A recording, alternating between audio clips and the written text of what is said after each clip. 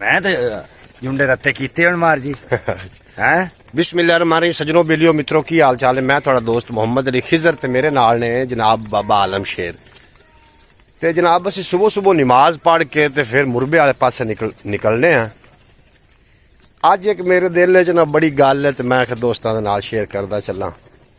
बाबा सुना जी पुछो।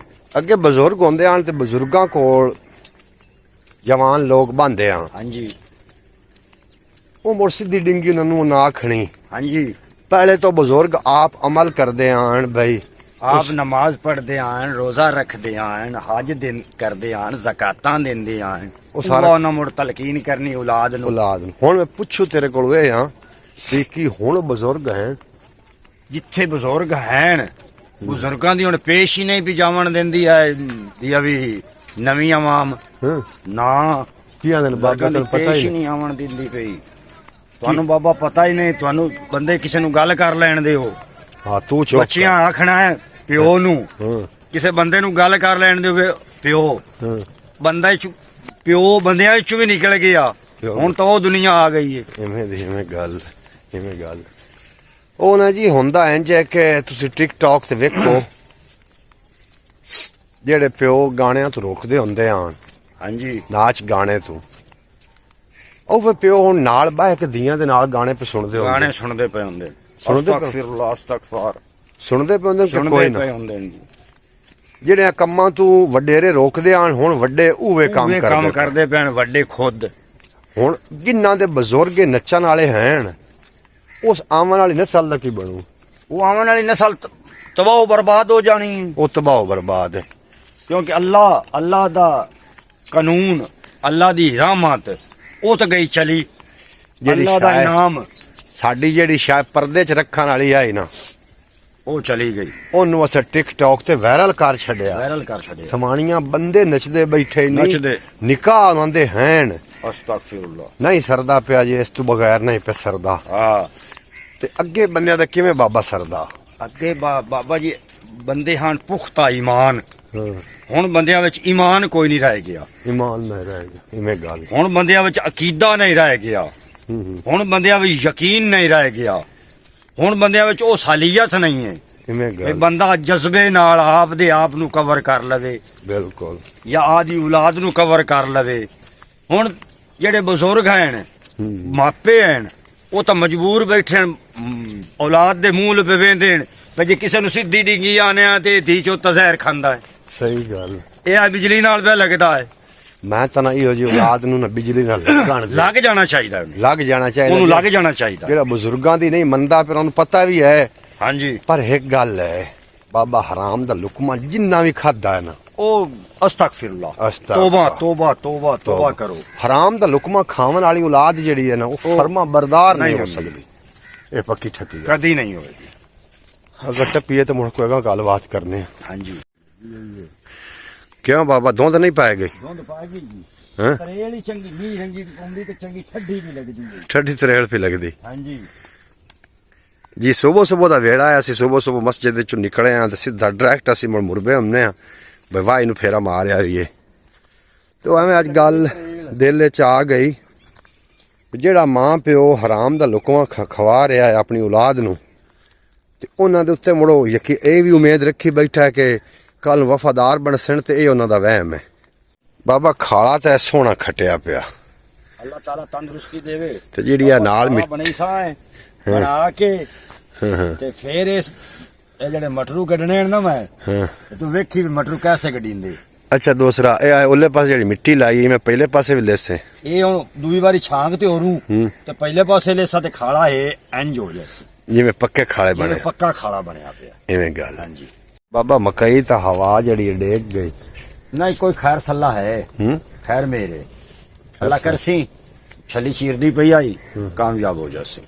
ਚਲੋ ਜੋ ਆਪਣੇ ਨਸੀਬਾਂ ਵਿੱਚ ਹੈ, ਆਪਣਾ ਨਸੀਬ ਹੀ ਆਪਾਂ ਨੂੰ ਟੱਕਰ ਉਹ ਆਪਾਂ ਨੂੰ ਢੇ ਜਾਵਣਾ, ਜਿਵੇਂ ਅੱਲਾ ਨੂੰ ਸੋਹਣਾ ਲੱਗਾ ਉਵੇਂ ਹੋਣਾ। ਸ਼ੁਕਰ ਤੇ ਅਲਹਮਦੁਲਿਲਾ,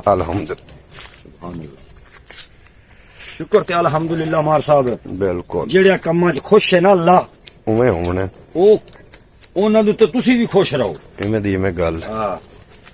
ਮਕਈ ਦਾ ਟਾਂਡੇ ਵੇਂਦਾ ਪਿਆ। ਹਾਂਜੀ ਲੰਮੇ ਹੋ ਗਏ अल्लाह ताला मेहरबानी फरमाई सी 4 जासिन छली अल्लाह पाक कर सी जो नसीबां चो तो होना ही होना चो टक्कर जाएगा ਆਪਾਂ ਤੇ ਇਸ ਤੇ ਯਕੀਨ ਰੱਖਨੇ ਆ शुक्र कर ਪਿਛਲੇ ਦਿਨਾਂ 'ਚ ਜਨਾਬ ਹਵਾ ਗੁੱਲੀ ਹੈ ਰਾਤ ਨੂੰ ਹਨੇਰੀ ਆਈ ਅੱਲਾਹ ਦੇ ਪਾਕ ਦੇ ਸਾਰੇ ਨਿਜ਼ਾਮ ਨੇ ਮਕਈ ਵਿੱਚ ਕੁਛ ਲੰਮੀ ਹੋ ਗਈ उलर गई है मकई ਬਾਹਰ ਟੈਨਸ਼ਨ ਦੀ ਲੋੜ ਕਾਇ ਨਹੀਂ ਜੋ ਮਾਮਲਾਤ ਅੱਲਾਹ ਪਾਕ ਨੇ अल्लाह सोने ने जो करना है हो जाना है ਉਵੇਂ ਹੋਣਾ इंशाअल्लाह। ਇਸ ਤੋਂ ਇਲਾਵਾ ਸਾਡਾ ਜਿਹੜਾ ਯਕੀਨ ਹੈ। ਰਿਜ਼ਕ ਹੈ ਨਾ ਇਹਦੇ ਵਿੱਚ ਸਾਡਾ ਲਿਖਿਆ ਹਾਂਜੀ, ਉਹ ਕਿਸੇ ਪਾਸੇ ਨਹੀਂ ਜਾ ਸਕਦਾ ਉਹ ਕਿਸੇ ਪਾਸੇ ਨਹੀਂ ਜਾਂਦਾ ਤੇ ਮਕਈ ਛੱਲੀ ਚ ਆ ਲਈ ਹੈ ਜਨਾਬ ਬੜੀ ਸੋਹਣੀ ਛੱਲੀ ਚਾਈ ਖਲੋਤੀ ਅਲਹਮਦੁਲਿਲਾ ਮਕਈ ਬੂਰ ਤੇ ਆ ਗਈ ਇੱਥੋਂ ਤੇ ਕੱਦ ਮਕਈ ਬਹੁਤ ਕਰ ਗਈ ਕਿੱਥੋਂ ਆਏ ਇੱਥੋਂ ਤੇ ਆਏ ਇਸ ਚੋਂਡੇ ਚ ਕੱਦ ਬਹੁਤ ਕਰ ਗਈ ਕਾਦ ਦੇ ਚੰਗੀ ਗੱਲ ਹੈ ਕਿ ਕਾਦ ਕਰ ਗਏ ਤੇ ਕਾਦ ਨਾਲ ਕੋਈ ਮਸਲਾ ਕੋਈ ਹੈ ਕੋਈ ਹੁੰਦਾ ਮਸਲਾ ਕਾਦ ਨਾਲ ਕੱਦ ਬਹੁਤ ਕੀਤਾ ਇਸ ਮੈਂ ਆ ਵੇਖਦਾ ਨਹੀਂ ਪਿਆ ਇਤਨੀ ਮਕਈ ਆ ਦੀ- ਛੱਲੀ ਚਾਈ ਖਲੋਤੀ ਹੈ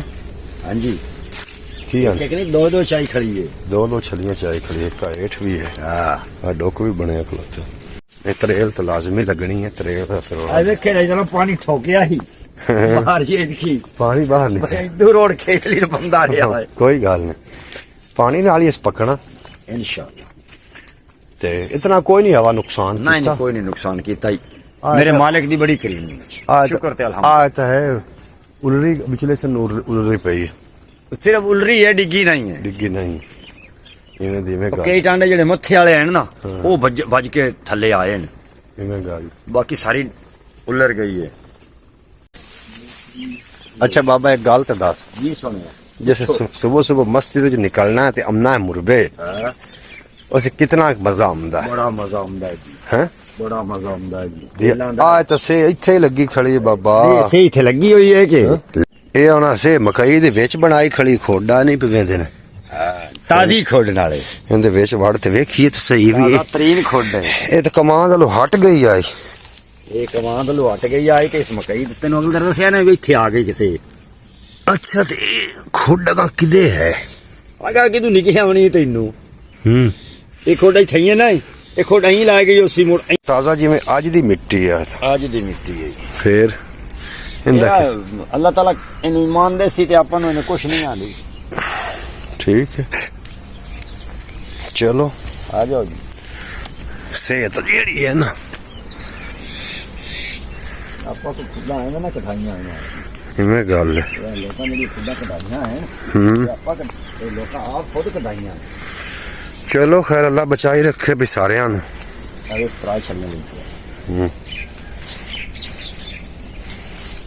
त्रेई बूर है ਜਿਹੜੀ ਹਨੇਰੀ ਆਈ ਹੈ ਉਹ ਹੈ ਮਕਈ ਨੂੰ ਲੰਮਾ ਕਰ ਗਈ ਹੁਣ ਬਾਬੇ ਨੂੰ ਪਤਾ ਕਿ ਕੋਈ ਸਿਰ ਚੇਸੀ ਕਿ ਨਹੀਂ ਕਿਉਂ ਬਾਬਾ ना सिर चाहे तो पई जरा सी ना ਪਈ ਤਰ੍ਹਾਂ हां चलो आज सही नु हाथ लगना है ਹਾਂ उस मार साहब ये बंदे गांठ रहे रास्ते ਸਹੀ ਗੱਲ ਨਹੀਂ ਹੱਥ ਨਹੀਂ ਲਾਉਣਾ ये है फिसी हुई अच्छा ये फिसी एक गोठ जैसी गोठ या भी चेसी हाँ ये गोठ भी जैसी है ਫਿੱਸੀ ਹੋਈ हां फिसी हुई है ਕੜਕ ਤਾਂ ਨਹੀਂ ਕਰ ਗਈ कड़की हुई नहीं फिसी हुई